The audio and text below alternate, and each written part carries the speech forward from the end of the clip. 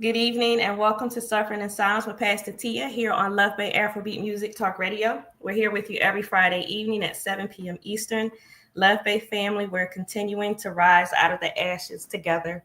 Our topic on this evening is Dina, Philly. And we have with us our co-host this evening, Erin Mitchell, our holistic health coach.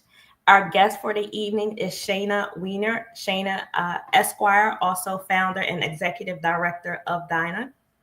Listeners, if you have any questions or comments for our guest or our co-host, you can email us at sufferinginsilencedv@gmail.com.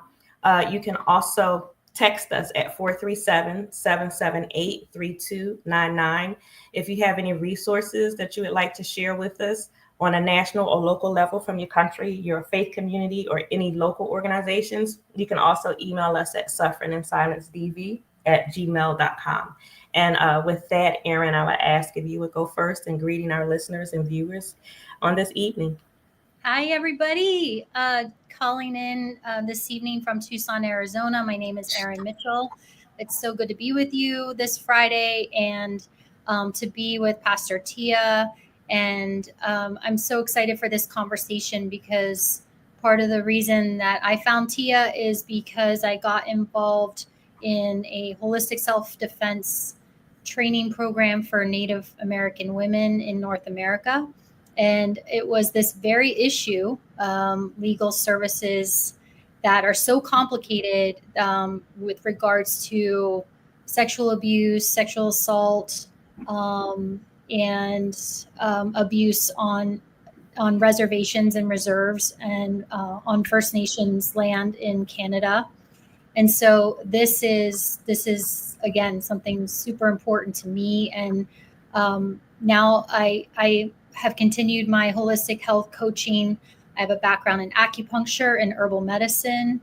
And I also used to live on the East Coast with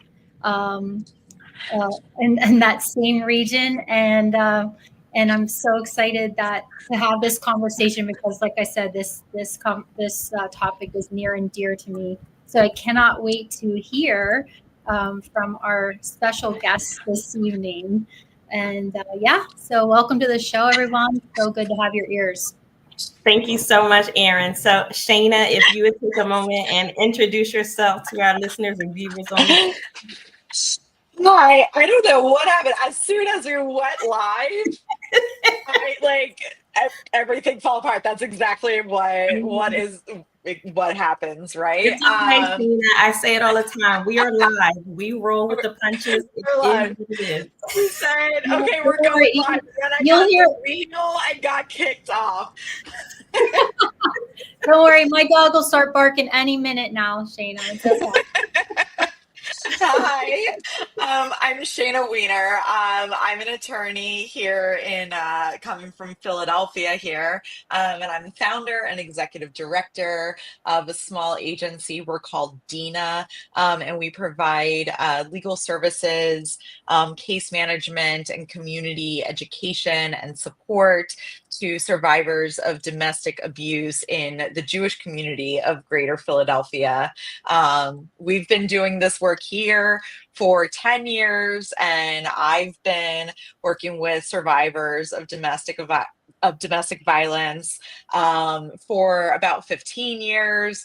And it's been my passion to do this work for as long as and now my phone's ringing, for as long as I can remember, and it's been the honor of my life to be able to do this work surrounded by some amazing folks, with me, both within the organization, of course, with partners in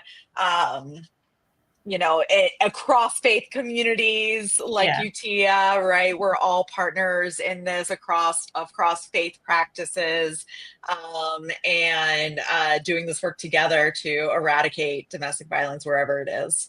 And I'm so happy to be here. Thank you so much for being here. I appreciate your energy and your smile. You're just so enthused.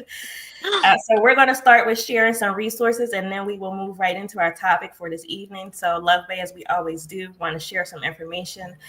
We want to remind you first, if you would like to support our nonprofit, Rise Out of the Ashes, Inc., which Erin sits on the board, Love Bay, you know. We are still in the process of raising funds so we can continue to do what we do. The largest part of what we do is the immediate and emergency funding that we provide to victims and survivors when we can and how we can, for transitioning resources, for doctor visits, transportation, for relocation, help with rent, utilities, whatever we can do. If we are financially able, that is what we would like to do, but we need help to do that.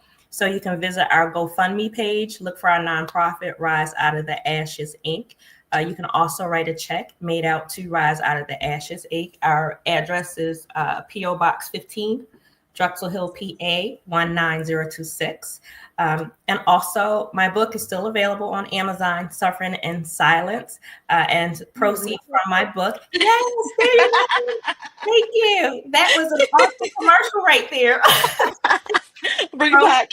From my book still go to help in our endeavors, Rise Out of the Ashes. So please, you can do that. You can visit GoFundMe, write out a check, give financially however you desire, or you can purchase our book. I want to share Dina. I say Dina, but it's Dina. Dina, which is legal services that center, a legal services center providing resources to survivors of abuse. Their website is dinaphilly.org, DINAHPHILLY.org. For information, you can email info@dinaphilly.org. Their intake line is 215-645-2142. And the address is 21 South 11th Street, Philadelphia, PA 19107. I want to share in the United States, the National Domestic Violence Hotline. Their website is thehotline.org. Their number is 1-800-799-7233. In Canada, we have the Canadian Women's Foundation. Their website is canadianwomen.org. Their number is 1-866-293-4483. And in the UK, we have the National Domestic Abuse Helpline. Their website is nationaldahelpline.org.uk. And their number is 0808-2000-247. Or you can visit Women's Aid. Their website is Women's Aid, AID, womensaid.org.uk. And then in Australia, we have the National Family Violence Counseling Service. Their website is 1-800-respect.org.au. Their number is 1-800-737-732. And with that, we move to our topic for this evening, Dina. So Shana, I want to go right to you, and I wanted to ask you to please tell us a bit more of why you wanted to work with survivors of domestic violence. I can hear and I can see your enthusiasm, but so can you first tell us like why? So generally, right, this is it's such a big question. I will and I haven't actually come up with a really good answer to this, and I've had a decade to come up with it. And it's still actually the hardest question I have to answer. And the easiest part of it to answer is to say, fortunately, I am not a survivor myself.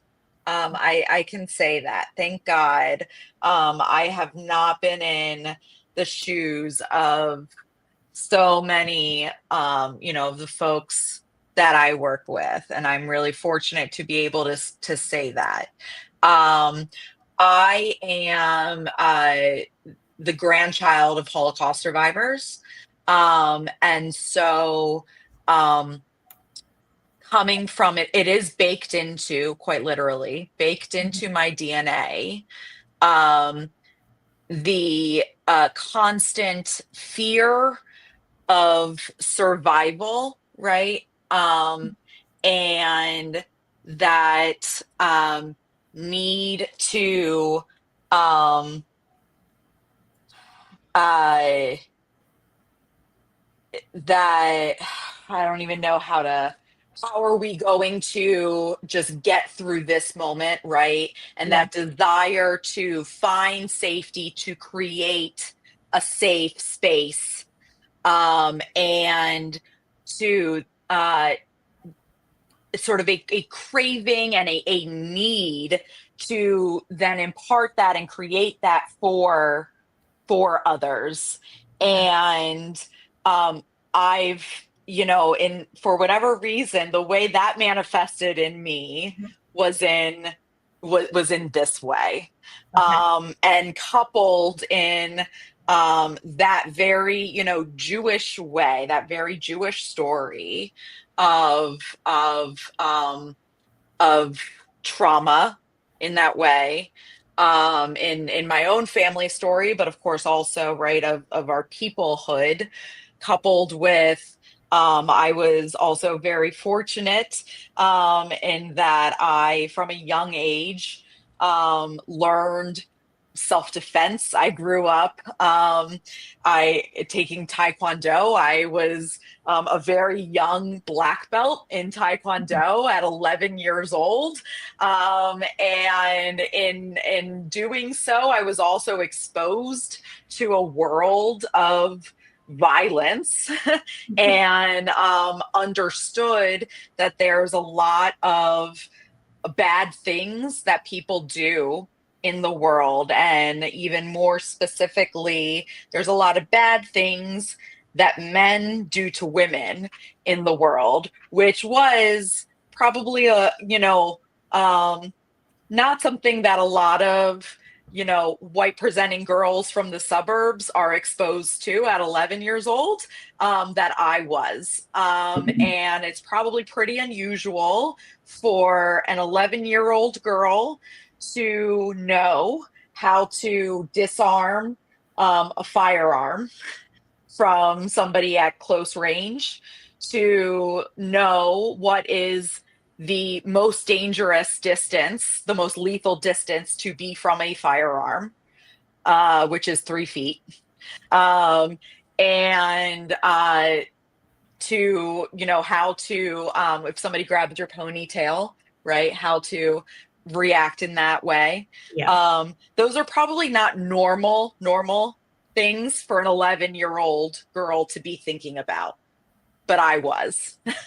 And at the same time that I was also reading a lot of literature, novels, and such, about the Holocaust and that story, right? That was my story, my family story. And reading those things together, I think that gave me a lot of purpose and a lot of direction. And so from a very young age, this was my mission.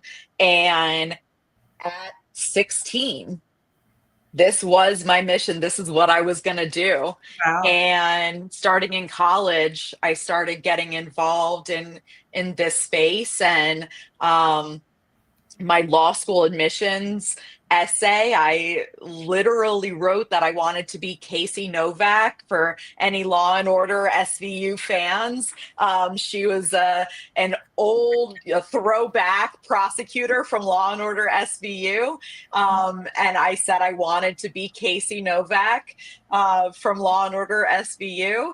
And I set out to do it. That was what I wanted to do. And, to put the bad guys in jail who do bad things to women and children. And along the way, I found this work. My first job in law school was as an advocate in a nonprofit representing women in getting protection orders. And I saw this space that was not prosecution, that was more specifically representing the survivors directly, right? And what's different as opposed to prosecution where you don't represent the client, right? Your client is the state. Your client is, the government, which is a very different position. As opposed to representing the interests of this person. And with this work that we do at Dina, we take a very client-centered, and we say this, we are trauma informed and client centered, meaning even as a legal services agency, sometimes the answer is not legal, right? And they say when all you have is a hammer, you see everything as a nail, but we don't actually treat our clients that way. And we don't see the response to every case as, well, you have to get a protection order, because we know that a protection order is not going to guarantee your safety when that may actually result in escalation or, in agitation. It is, at the end of the day, a piece of paper. Often what people need is safe housing. And so we work with our partner agencies at the city level, and being, a Jewish agency, we do have a network, and we work with our partners across the country, and we get referrals from other, cities across the country, and we refer out. And so we work with the tools that we have to get the best result for our client, whatever it is that they need. So we take a holistic approach in that way. But that's beyond the question. But so like, why did I get into this? I think that's really what it is. I think it's a very Jewish sort of, answer is, it's the age old, because we suffered is sort of what it comes to. Well, I think you already started to answer my next question, but before I go further, I mean, you really need to touch base with Erin the whole time. Taekwondo. I see some camaraderie there. Totally.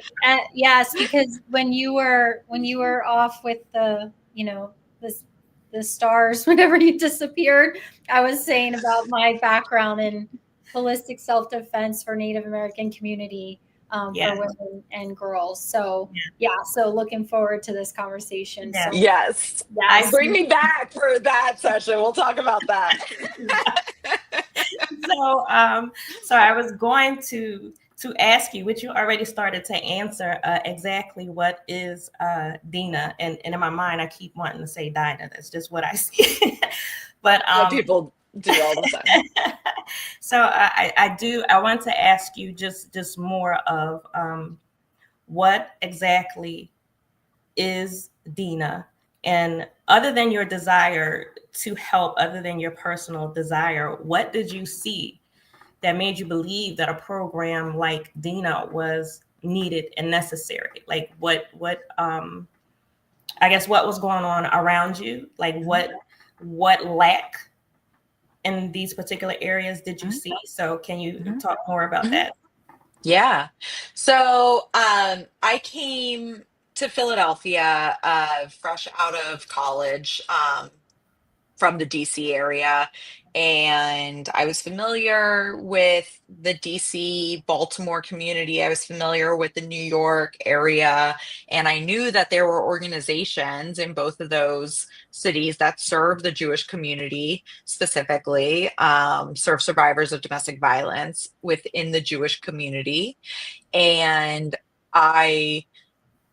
when I came, to Philadelphia, and I went to law school here and then graduated, and I was looking into this space, I was really shocked to see that there wasn't an agency here that was doing the same work. And I just sort of had an inkling. I didn't have any numbers. I didn't have, the data. I just had a gut instinct that wasn't right. that the data probably didn't support that it wasn't because there wasn't an issue. It just, it didn't add up. And I did start digging into it. And what we found was that just by population wise, of the top 10 Jewish cities in America by population, right? So the largest concentrations of, highest populated Jewish communities in the country at the time. So this is going back to 2015. There were only 2 cities in the top 10 that did not have agencies specifically serving Jewish survivors of domestic violence. And Philly was one of them. And so I knew that something was off at that point. And I knew it couldn't be because it doesn't happen here, because there just wasn't possible that Philly was such an anomaly in that way. I mean, come on. So I started digging more into the literature, and it's not well researched. And I actually went and I met with a professor at Penn, and I asked her, why isn't there data on this, and what would it take to really commission a study on domestic violence in the Jewish community in Philadelphia? And what she told me was, nobody's going to pay for this, and here's why. You're asking to collect data on a subset of self-reporting, right? Dark data, really, of a group within a group that is a tiny percentage of a population, right? It would be so hard to get that data. Nobody's going to pay for it. And this was in 2015. So it was before Me Too. And so it was already at that point, it wasn't even it wasn't even a topic that researchers, let alone like the government or, academics or anybody was interested in. It wasn't a hot topic.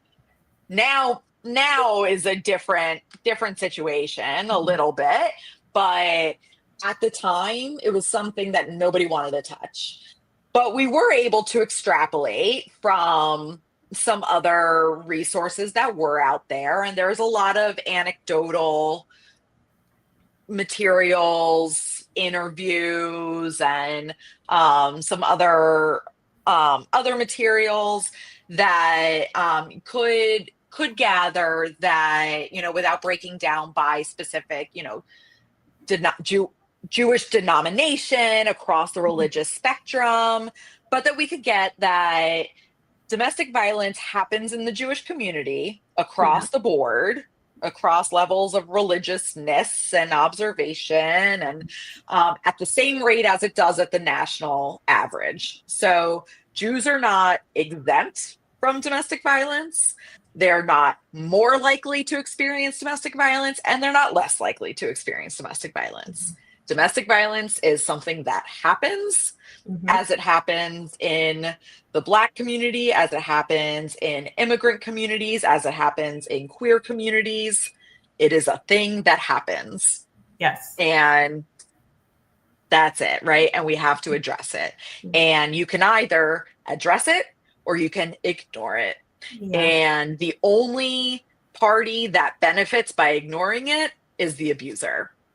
And that's it. So that was our starting point. And we spent a while answering the question, is this a problem? And we were, answering that question by stakeholders, people we were asking to buy in to this. We're asking the question, well, maybe nobody's done this yet because it's not really a problem here. So I'm presenting them this data. Well, no, look at what, happened when DC started this program. They saw an increase in calls. That's not because suddenly there was a spike in incidents. It's because people had somewhere to report to, right? Same thing happened in Chicago. And so I started going out and saying, quoting the Field of Dreams, if you build it, they will come. and that is 10 years later, our data supports that 100%. Year over year, our intakes support the exact same thing. Well, So Shana, that's that where it is came from. awesome. That is awesome. And Yeah. I want to thank you for using your experience as a lawyer, seeing a need and being an answer to it. I thank you for doing that, for seeing a need and being an answer to that. So, Erin, I want to go to you, Erin, if you have a question or comment, but I want to ask you first, and I believe I know the answer, but I want to ask you first, Shana, where did the name Dina come from? This question I love to answer. So. And I want to hear it. So. Okay. So it's threefold, but then I actually recently got a fourth, if I can remember it. I can actually. So there's actually 4 levels to it. So the first is, it comes from a Bible story. Yes. So so we're all sort of familiar with the story of Jacob and the 12 tribes of Israel. If you've seen Joseph and the Technicolor Dreamcoat, Joseph and his brothers. There's a sister, and her name was Dina. And the story is not it's not a nice story. And as it goes, Dina is only spoken about in the third person. Dina does not have any lines in the play, as we like to say. And Dina is, it's unclear what happens. She has relations with a man from the town, the village nearby. He is not a member of, at this point, they're not Jews, but the tribe, and he's an outsider, and so it's not clear if it's consensual or not, but it's not sanctioned by the tribes. And so 2 of her brothers, Shimon and Levi, go into town. There's some more. There's quite a bit of devious scheming that they do, but ultimately they go in and they slaughter a whole bunch of people, and they make a big mess of things in the name of their sister's honor. And at the end of the story, their father, Jacob, who's a very old man at this time, who's one of the forefathers of the Jewish people, he says to his sons, "Why did you do that? I do business with these people." And the sons say to their father, "They treated our sister like a whore." And at no point does anybody ask Dina, "What happened? How do you feel? What do you want?" And Dina has no voice. She has no lines, no say in her life, in her own destiny, she has no agency. And Dina has, over the last couple of decades, has been reclaimed in the Jewish community as a feminist figure, to tell her story, to give her a voice. And so one of our hashtags that we use is Voices for Voiceless. And we try, that is at our core. When I say we are client-centered, it is always our objective to make sure that we are leading from our clients' from their wishes, from their desires. What do they want? What are, what is the outcome that they want? And then we let them guide that. And then we advise, okay, then this is how we're going to get there. So that's number one. Number two is that in the Jewish legal system, because we have, right, there's a civil legal system, the American courts, and if you want a divorce, you go and you file in family court. And if you want to get married, right, you have to get married and you sign a marriage contract. And religiously, in Jewish law, if you want to get married, you also have to sign a marriage contract. And if you want to get divorced, there's also a Jewish divorce process. But there's also a Jewish court. And those things, if you want to get a Jewish divorce, that has to be done in the Jewish court. And that Jewish court also if you have a Jewish property dispute or something like that, if somebody, stole your cow, you would go to this Jewish court. But this is also like a real functioning place that exists today where people handle disputes, and people have to go. I mean, people like me, I'm a secular Jewish woman. If I was married and I needed to go and get a divorce, I would have to go before the Beit Din, the House of Judgments is what it is called. It is the Jewish court. It is a panel of rabbis that you have an appointment, you go before them, and they make these determinations. And Din is judgment in Hebrew. And Dina is the feminine of judgment. And so we thought that, that's sort of that interesting, that feminizing of that sort of has, again, sort of like giving that agency, right? We're taking control. And so that was number two. And number three is we thought it would be a way to also sort of like give some anonymity, that people could sort of speak like some secrecy out in the open. Have you called Dina? Have you spoken to Dina? And it works surprisingly well, like so well that we get emails all the time. Hi, Dina, stuff like that. Like, right. Like, because it's a very common woman's name. Yeah. Right. Dina. I'm sure, you might know people with the name Dina very often, Dina, right? Without the H at the end. And number four is, and this is the one that I just learned recently. So I'm drinking here out of this custom mug here. So if you can see, our logo here has Dina with this is a Hamza around it. Now we have another logo. If I can find one handy, I probably can't, but I won't go looking too far for it. But where it's a cross, and it has like the DI is, so right here is like separate, and then the NAH is like a different, so it's contrasted. And die in Hebrew is stop.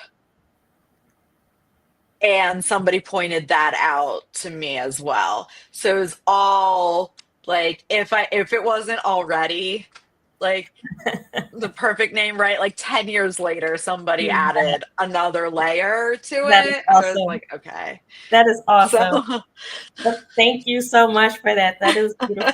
I'll probably still end up singing Dinah, but that's okay. It doesn't bother me, I promise. Erin, you have a question or comment? Call Dina, Tia. Call Dina.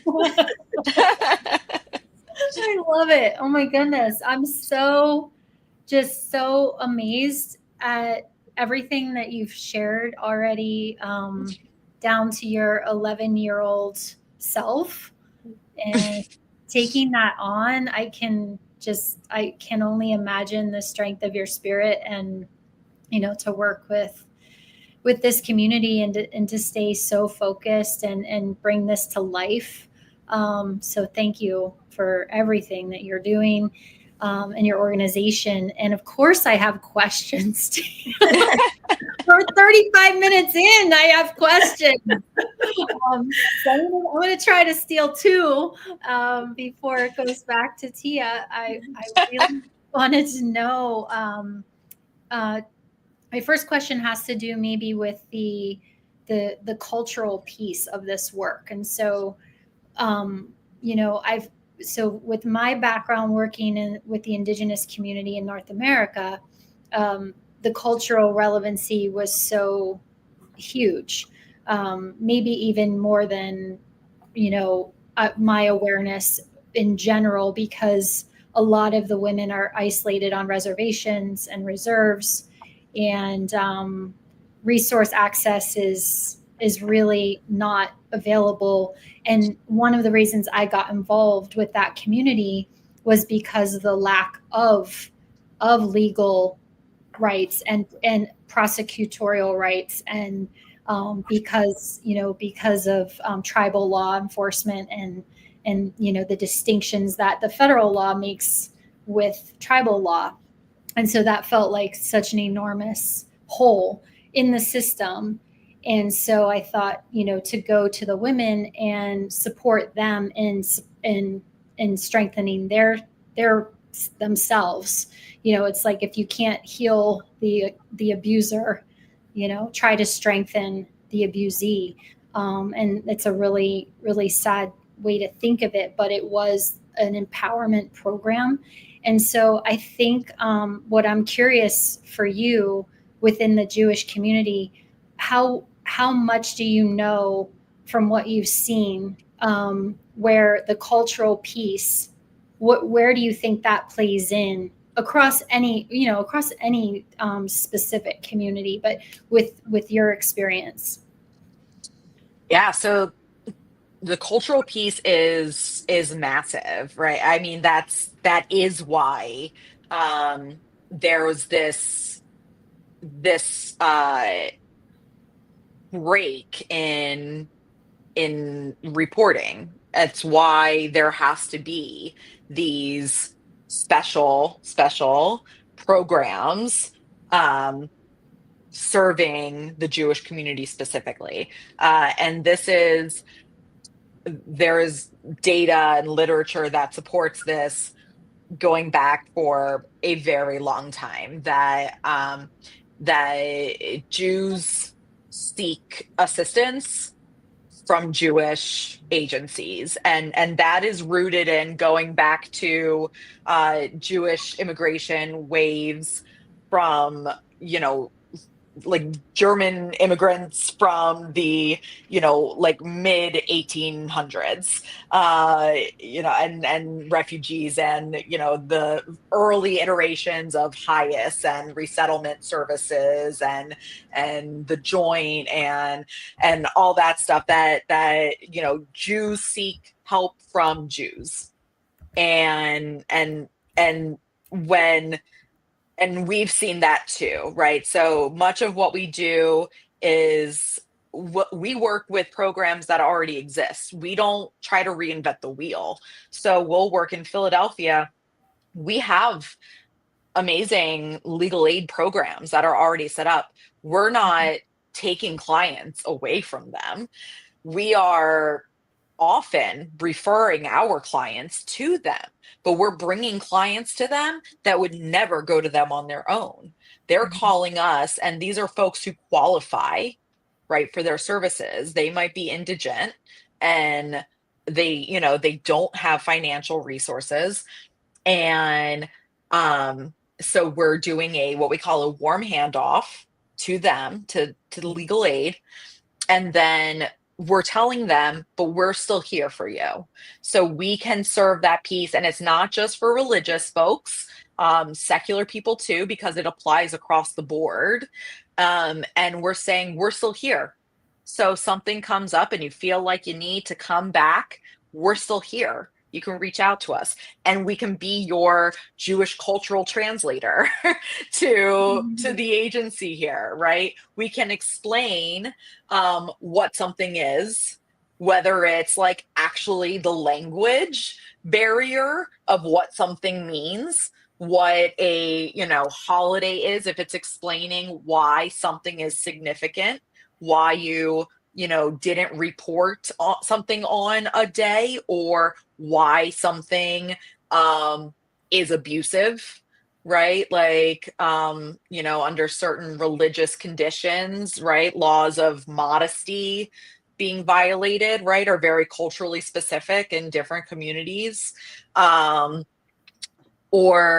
again, right, like even in secular spaces, if you don't feel that this is supposed to happen to you, and you don't feel that certain services are meant for you, then you're not going to seek them out. And that just is what it is. So we have to exist. I mean, we have to exist in Philadelphia, and programs like us have to exist in every city where there's a Jewish community for that reason, because otherwise there's no one to serve these people. Yeah. So, yeah. Thank you for that. I really believe that the cultural piece is essential, not as a tool of separation, but as a tool of creating safety for specific situations and groups of people who can relate. And yeah, that is so huge. And I'm so glad that you're doing that for the Jewish community. I wonder, another question I had for you, Shana, is about being on the front lines and where you're at and what the role of your organization plays. I'm curious if you've seen more awareness in the last, let's say, 5 years, or maybe, like you said, since Me Too, but really in maybe post-COVID, or just more people, more podcasts, more talk about women's rights, about rights of different communities, and more awareness around domestic violence from the work that Pastor T is doing, from more global awareness, more national awareness, all of that. And I'm curious how you've seen that affect your the people that are calling you and what you're noticing.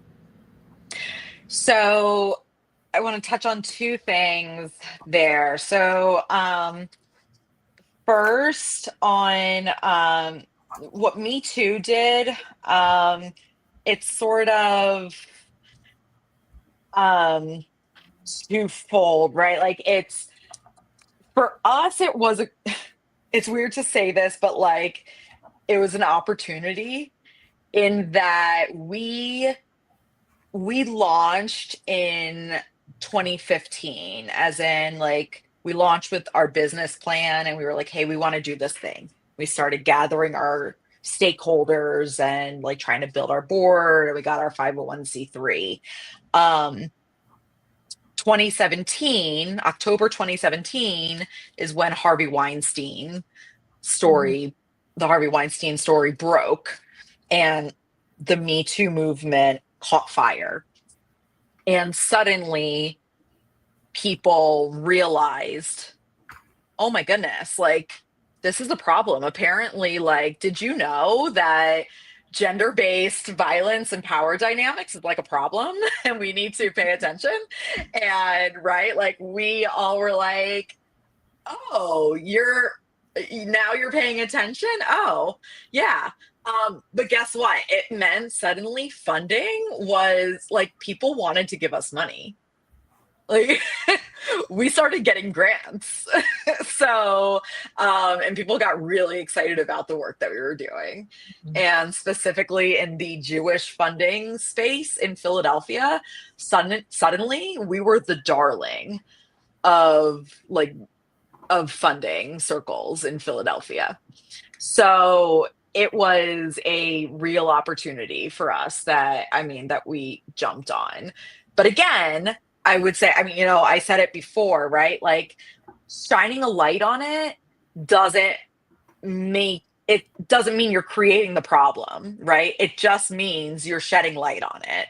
And by ignoring it only benefits the transgressor. So, right, like, I I won't feel bad saying the Me Too movement was an opportunity for us. It was, right? Mhm. And people coming out and sharing their stories. It was an opportunity for us. So that's number one. And with that, obviously, also, right, suddenly, also the court system started taking cases more seriously. And, right, everywhere people report. So also law enforcement, but also their employers and their faith, leaders, and everywhere that before people were like, I mean, is that really, suddenly people started saying hashtag believe women, right? Started being a thing. Mhm. But here comes my number two. So, and this is another thing that, right, leads to, and you asked about, increasing calls, and this is something that we talk about in our workshops and our trainings about, factors that affect the Jewish community differently, and addressing domestic violence through a Jewish lens. And one thing that we always talk about is anti-Semitism, and I do want to address that, here. And this is something that we knew was going to affect our clients and our community, um, after October 7th. And, this is not at all to get into the geopolitics of it. But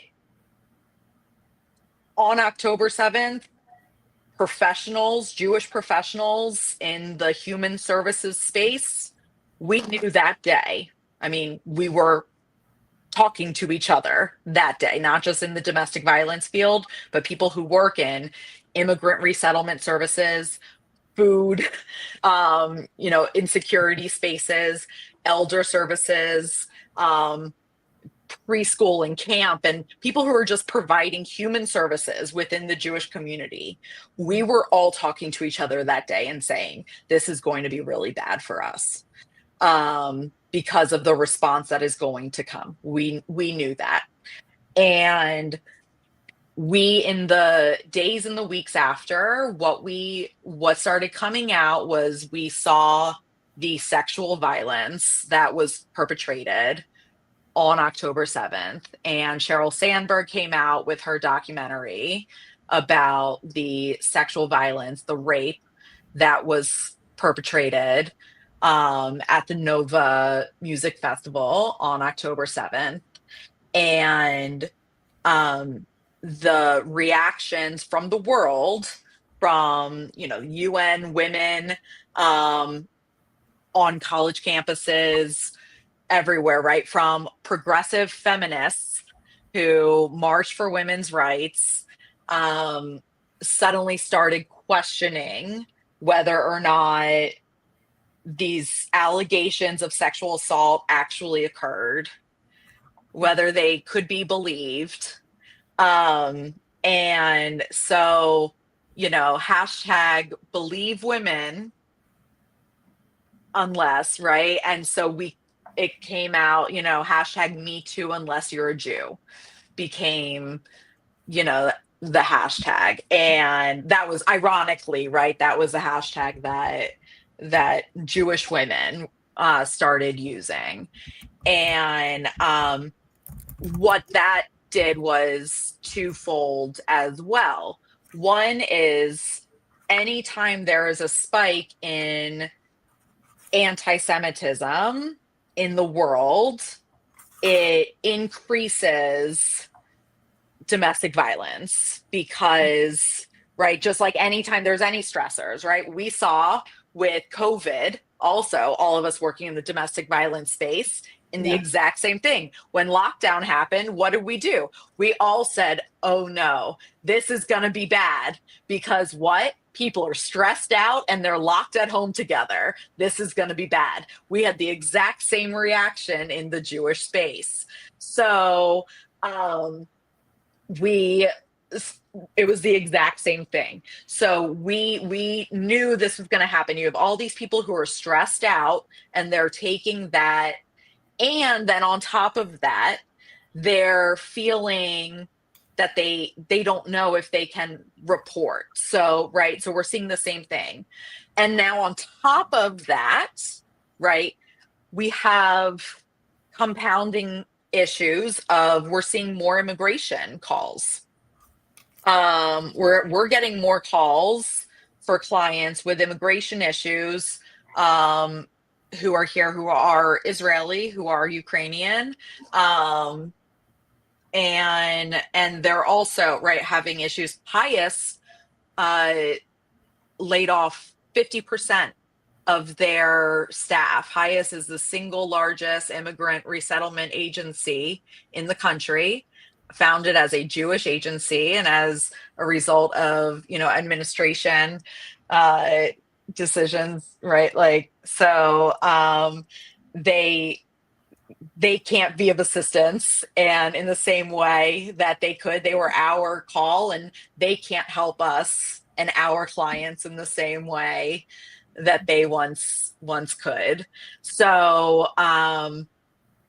it's these are the issues, that the stressors that our clients are facing. Yeah. Wow.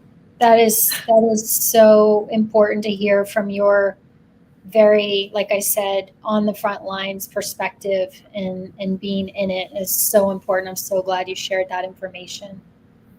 Thank you. Thank you. Well, before I ask my next question, I want to emphasize Love Bay to you all. I do know this of definitely the national hotline in the United States. If you feel that you need services, you can call and you can specify a specific culture or religion that you identify with, and you will be connected with services or agencies that are versed in that area. So your culture, your religion should not be a hindrance. It should not be a block for you getting the help that you need. So just as you can call agencies and you may need a specific language to have the information delivered to you in. Different languages can be met, but also different cultures and different religions. So we don't want that to be a barrier to getting help. If you need help, reach out and you can be specific. I know that there are shelters for women who are dealing with domestic violence issues. Within those shelters, they are sensitive to the different cultures that are within the house. There are different dietary needs, there are different restrictions. So if you practice Islam, if you are Jewish, if you are Christian, all of that is taken into account. So when you speak and when you ask questions and when you're asking for help, make it be known what your culture is, what your religion is. So that is not a barrier to you getting the help that you need. So I wanted to throw that out there. And Shana, you already touched on it a bit, but I want to ask the question directly. I know that Dina is an organization that was created for the Jewish community, but I want to ask one directly: are the services of Dina available to individuals who are not Jewish? And then also anyone who actually may identify as Jewish, but for whatever reason, just don't actually practice the faith, or, they're, just, it's like, a lot of Christians just don't go to church. Yeah. So I know you touched on that a bit. Yeah. I could you just yeah. So two questions there, right? So one, Dina is, first of all, as a 501c3, right? Like, we do not discriminate on the basis of religion, sex, race, gender, immigration, any of those things. And we've gotten referrals from sister agencies in Philadelphia because we provide a service that they do not. And being that we are young and we are small, quite frankly, we are more nimble than some of our sister agencies. And that's simply because we are smaller and younger, and so we can pivot more quickly than some of these other agencies that have more red tape they have to work through. Mm-hmm. So we have absolutely worked with clients who are not Jewish. In fact, to add another layer to that, what we say is that we provide services through a Jewish lens, is really what we say that we do. So all of our services that we provide are informed by Jewish values. Mm-hmm. So that's to say, right, like our clients are not doing Torah study. They're not being quizzed on, right? Like they don't have to, they're not getting a vocab quiz on, what do these words mean in Hebrew?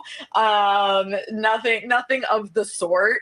There are certain grants that we do have that are restricted to, that do have to specifically be used to serve specifically the Jewish community, and those are set aside, but by no means do we only and exclusively serve Jewish people. No, we want to provide services to people who need help, and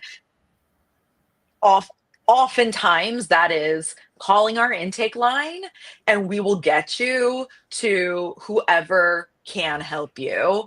Sometimes that's us, and if it's not us, we are going to find out who it is. And that's I love that answer. So that's the number one. Number two is, and I'm so glad you asked this question, and I believe that this is really what makes Judaism really unique. And I don't remember who I heard explain this, but I heard this once, that Judaism predates the concept of religion or race or ethnicity, right? Like those concepts and definitions were all created so much later. Judaism predates all of that as a construct. And so when you ask, non-practicing, can you serve those people too? Yeah, because that's not what it means to be Jewish, right? Being Jewish is just something else entirely. You can be Jewish and have never stepped foot in a synagogue. You can be Jewish and not know how to read Hebrew, not know a single prayer, never have had a bar mitzvah, or, had a boy, never had a circumcision, and still be Jewish, because it's literally in your DNA. And I mean that, right? Like there are specific genetic diseases that are in the DNA of Eastern European Ashkenazi Jews. And right, like and you can take an Ancestry.com DNA test, right? And it'll come up Ashkenazi Jew. It's because there's specific genes that are labeled that way, right? Like that is just one way. And separately, it can be a religion, right? You can choose. Jew by choice is another way to be Jewish. Mm-hmm. And we say you're a Jew if you say you're a Jew. We're not actually testing you in any way. Right. So Yes, and to all of the above. So I just want to be clear that there is no entry exam for our services. We cast a really, when we say the Jewish community, um, we mean to say that we are here supporting the community that is here. We cast the widest, broadest net that could be cast. And I mean, that is with the greatest intention. And, if you are referred to us by somebody, then you're in our community. And if you are a non-Jewish person who is getting services from Jewish Family and Children's Services, who, by the way, I think across the country something like 60% of clients of Jewish Family and Children's Services are not Jewish. Guess what, you're part of the community too. Yeah. So welcome to our community. But Shana, this is awesome information. And I mean, I have a couple more questions, and then, Erin, I'll go to you. But I want to ask you about the grant funding, because you said something. Your organization is open to whomever needs help. It has nothing to do with religion, has nothing to do with sexual orientation. There have been some organizations, because of the government doing stuff, that have had to, or they felt they had to reword their descriptions. There are some organizations that have changed the wording in their documents. They've changed the wording on their websites. They've changed the wording of the resources that they provide because of funding that they would lose if they did not. So there are some organizations who felt that they could no longer say we support the LGBTQ community. So have you run into that issue with your organization? So as of yet, we have, as of today, we are not independently federally funded.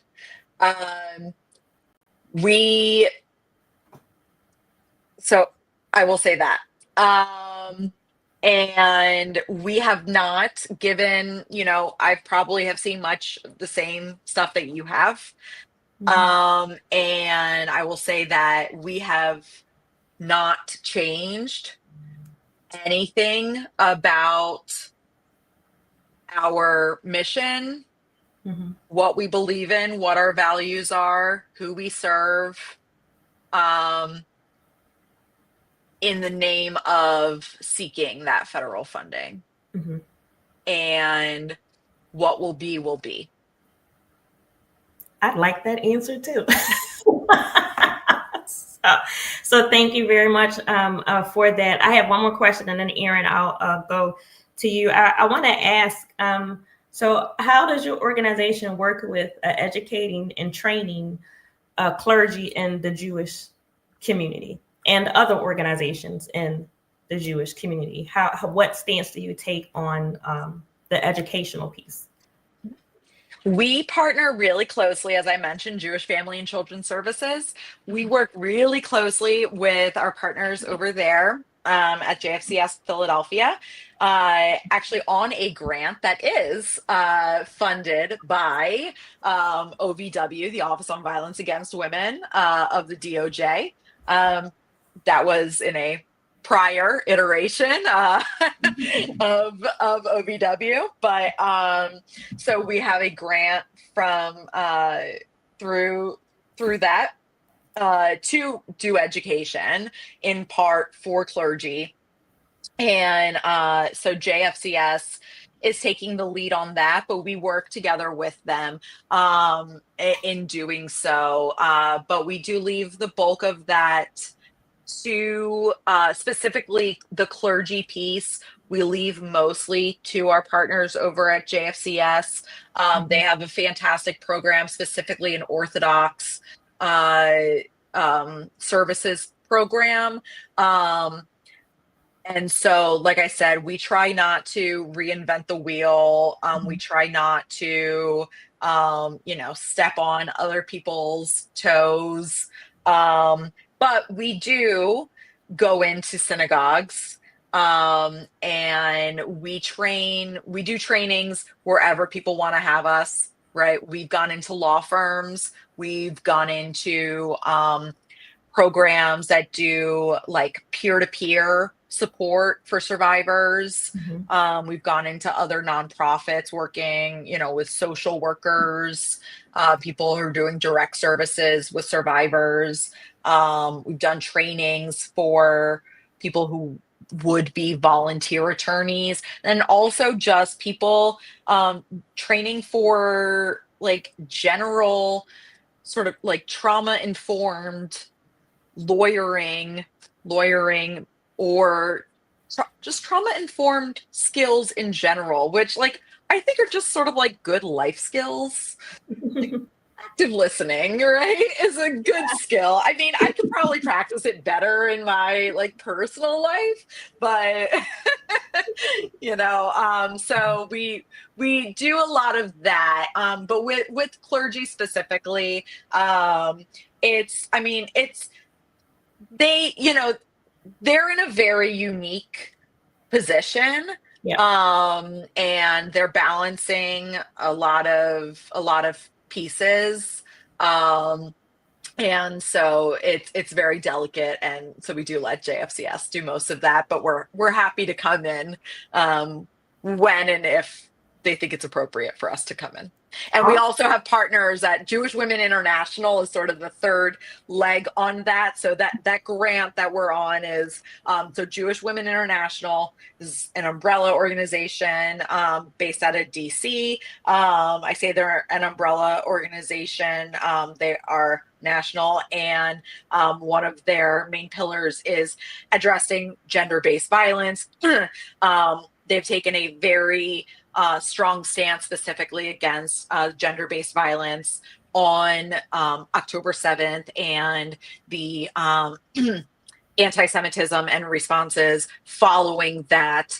But specifically with us, they have taken on a convening role, bringing together Jewish domestic violence agencies across the country. And in Philadelphia, we have a great partnership, both specifically with this grant that JWI, JFCS, and Dina are working on to do this educational work. And then sort of as a additional sort of add-on to that piece, we're doing an additional program to provide support both to clergy, but also other programs where people are interacting in Jewish spaces like synagogues and JCCs and camps, so that those programs can have some resources and tools to respond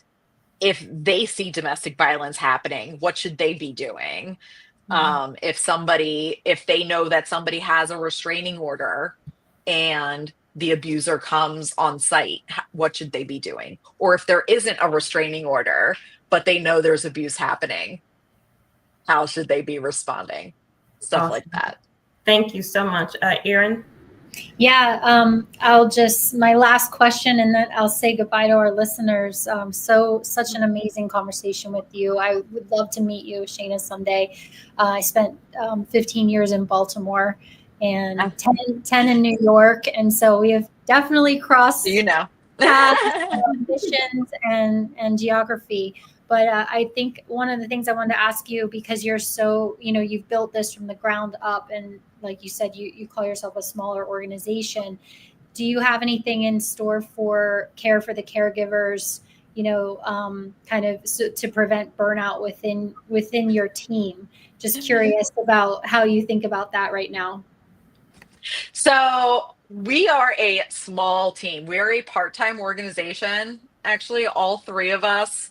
I should lead with that. So our professional staff, it's me and my two colleagues. my assistant director, her official title is Director of Programs and Partnerships. She's my right hand and my left hand and everything. And our case manager. We're all part-time. We all have other day jobs. I'm an attorney. And my assistant director works for programming that does housing advocacy, and my case manager, actually, go figure, works for a shelter, a domestic violence shelter. So we're all like, right, like, so related to the work that we do. So we actually like live and breathe this stuff all the time, full time, right? We were actually talking about this just the other day. Like, we're all unicorns. It really is kind of like bizarre, and we couldn't replicate this. How to prevent burnout? I wish I had like a healthy answer to that, but what I will say is, after 10 years, I finally like had the light bulb moment that I realized it is a part-time job, and it's okay for people to know that it's like, people we're working with to know it's a part-time job. Everybody doesn't have to like, we don't have to have the facade that we are actually a full-time organization with a staff of 15 and like magically like that we do it. It's okay if an email goes a few days without getting responded to.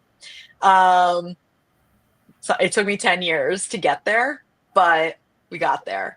The other the other thing is, I mean, this is how I mean, this works for me. My burnout is I really rely on delegation. So but I also like, my leadership style is that I truly believe everybody is the expert at what they do. So I deeply believe in empowering autonomy. And, what's the point in having people in their roles if you don't trust them to advise and to make decisions? So I empower my staff to be decision makers, and I sign off on their decisions, and I 100% of the time have their back on their decisions. And if it goes sideways, it's on me. And if it goes right, like, they were the ones who, were informed on it. So, right, they can lean back knowing that I have their back. And I have the support knowing that they're putting in the legwork. So we really do. We have a very collaborative, non-hierarchical, environment. We're all fully virtual. And so that's a lot of it. We're constantly talking to each other, and it's, I don't know. I really try to give people just space and remind people that this is part-time. And so you can't help when somebody, right, this is a crisis-based work product. So there are some weeks that our case manager is working 25 hours because there's 3 new clients coming in. But then there can be 3 weeks that, it's radio silence. And so she's good with that. I'm good with that. And that's it. Spoken like a true leader. Yes, thank you. Try. Thank you. So, Love Babe, we are a bit over the hour. So I thank you both, Erin and Shana, for being with us. Shana, I actually want to give the last word to you. I thank you again for the work that you are doing with Dina. I want to share that information again. The Legal Services Center providing resources to survivors of abuse. Again, Dina. The website is dinaphilly.org. The email for information is info@dinaphilly.org. And the intake line is 215 645-2142. And the address is 21 South 11th Street, Philadelphia, Pennsylvania, 19107. With that, Shana, I would ask that you would leave Love Bay with your final words on this evening. I thank you again for being here, and would love to have you back again sometime. I would love to be back. This was wonderful. As you can see, I have no problem talking. We obviously went well over, but thank you all for having me here and listening and sharing, and giving us the space. And I hope you all enjoy your night. Thank you so much. Thank you. So, Love Bay, if you want to catch up on previous episodes of our program, you can visit our YouTube channel, Suffering in Silence DV. You can also connect with Love Bay on YouTube, Facebook, Instagram, and I want to say Twitter, but it's now X. Thank you so much We'll for Suffering in Silence with Pastor Tia here on Love Bay Afrobeat Music Talk Radio. We're here with you every Friday evening at 7 p.m. Eastern. And Love Bay, we want you to remember that we are rising out of the ashes together. Good evening.